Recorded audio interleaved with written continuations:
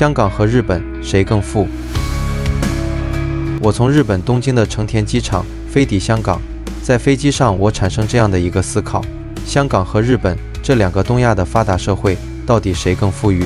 我先说我个人的结论，目前香港和日本普通人的生活水平相差无几，几乎处于同一水平线。但在不远的未来，香港必然会超越日本，并且长时间超越日本。我的结论70%来自于公众数据，30%来自于我个人的观感和体会。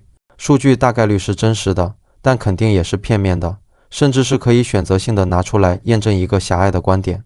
个人的观感和体会非常主观，有时候还会掺杂个人情感，不可能绝对公正。所以我的结论仅供参考，也相当于抛砖引玉，欢迎大家理性文明探讨。先说个人体验，我从东京站坐机场大巴去成田机场，结束我的第二次日本之旅。在成田机场的2楼，我发现了中国品牌泡泡玛特，消费者排着长长的队伍。在机场1楼也发现了泡泡玛特的自动售货机。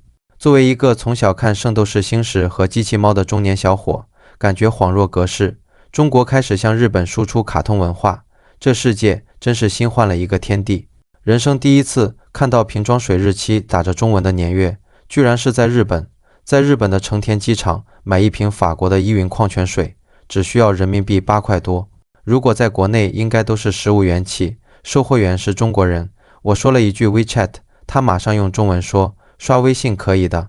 我乘坐的是香港快运航空，候机时旁边的香港老哥起码打了半个小时的电话，大概事情应该是客户跑路，还有账没有结清。那语气神态和处理方式与广东生意人毫无差别。业绩降落在香港，当我走在尖沙咀的街头，突然有了一种如释重负的放松和自由感。在日本旅行的时间给我的感觉像是生活在一个巨大的露天片场，或是一场永不落幕的大型活动现场。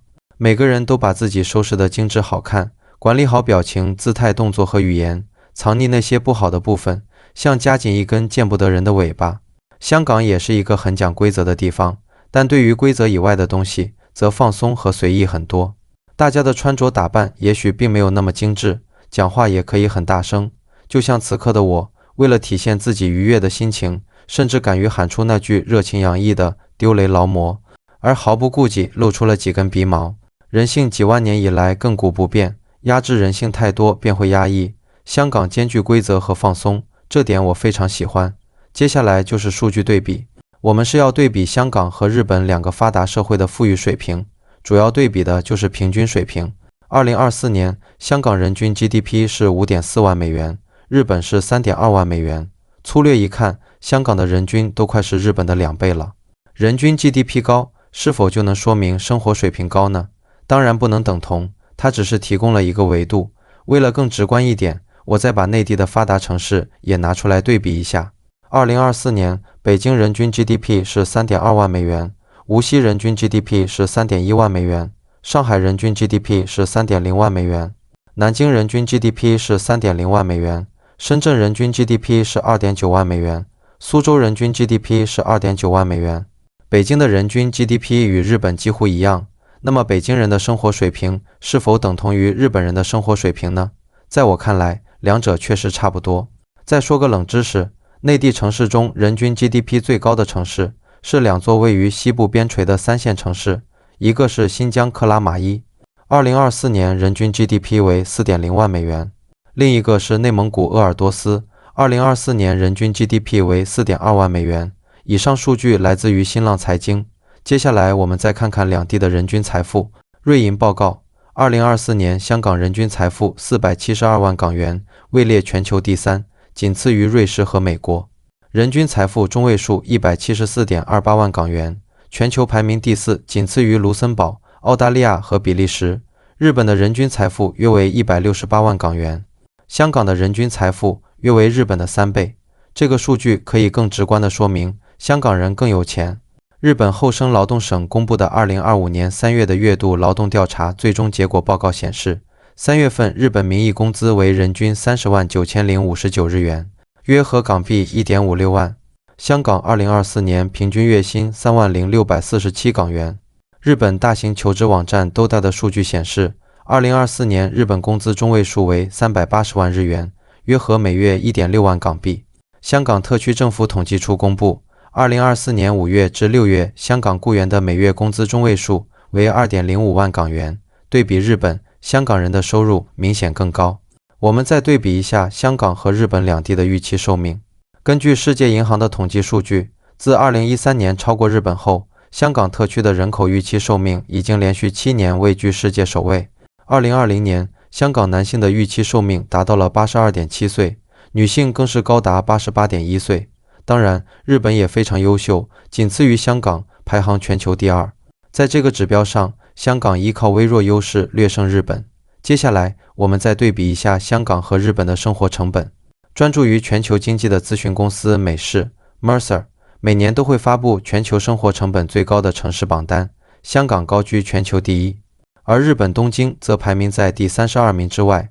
由此可见，香港的生活成本是明显高于日本的。有人统计过分别在日本和香港留学的成本，包括学费、住宿费、餐饮费、交通费。日本留学1年总花销约13万人民币，香港留学1年总花销约35万人民币。说到这里，不得不说一下香港的房价。多年来，香港在多份全球房价排行榜中高居第1，而东京大多在第7名之外。由此可见，香港的房价是远远高于日本全国水平的。在香港，平均每户住房面积约为39平方米，人均居住面积中位数仅为约16平方米。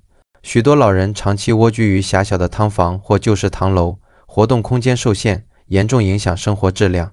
日本人均住宅面积是33平米，这个面积是室内面积，不算公摊的。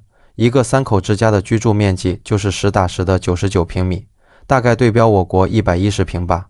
51.4% 的日本人居住在一户建，一户建的居住品质明显高于高层住宅楼，这点大家应该没有异议吧。所以日本人的居住条件远远好于香港人。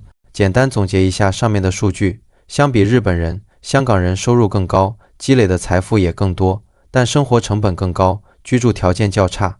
这也就是我开头说日本和香港生活水平相近的原因。结束枯燥的数据对比，接下来我对两地的个人体会，讲起来可能会有趣很多。第一个话题，香港和日本谁更发达？我的结论是日本更发达。发达的核心是经济、社会、民生等维度达到高发展水平，既含物质层面的富足，如 GDP、产业升级，也含非物质层面的完善，如公共服务、科技教育、居民幸福感。简单说，发达不只是有钱，更是生活有保障，发展有质量。比如产业以高端制造、服务业为主，医疗教育资源均衡，基础设施完备，居民收入与生活品质双高。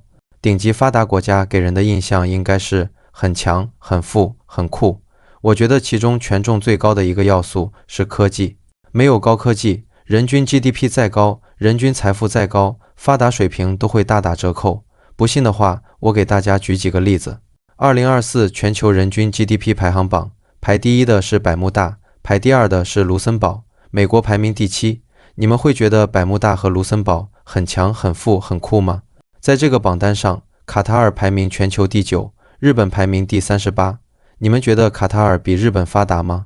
很多人说欧洲奢侈品都是智商税，但想赚到这智商税也是要靠实力的。如果没有长时间延续的科技实力为底色，人家根本不可能仰视你这个品牌，花几万块钱买你成本几百块钱的东西。意大利除了有宝格丽、菲拉格慕、范思哲，它也有半导体、汽车、智能装备等高尖端产业。法国除了有 LV、爱马仕、香奈儿，它也有顶级的核电、航空能源和智能制造。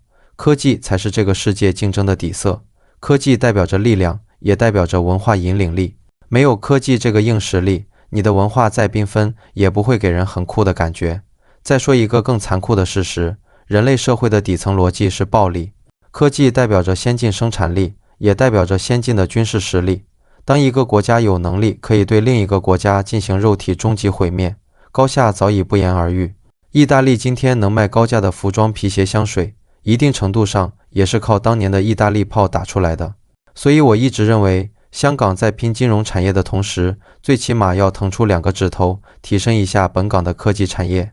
不用占据最尖端的科技位置，按照香港的实力也做不到，但是可以培育出2到3个标志性的山头企业。我打个比方，如果小鹏汽车是在香港，虽然它一年产量也才几十万辆，但它代表着最新的发展方向，而且还经常搞出飞行汽车的大新闻，给人一种科技含量很高、很酷的印象。世界人民就会认为香港的金融是有高科技支撑的，那么对香港的信心就会更强。信心是金融产业的隐形基石，它不是实体资产，却能决定资本流向、市场流动性和融资效率。回到香港和日本的对比，日本现在的科技实力在许多领域处于领先地位，上游核心材料、精密制造、高端装备等技术壁垒高，且全球依赖度强。相对于香港，日本如今的发达更有底气。回到开头的结论，香港和日本生活水平相当，日本的发达更具实质性，但香港的未来会更好。为什么我坚定地认为，在不太远的将来，香港会持续向好，日本会持续衰落？敬请关注我的下一期视频。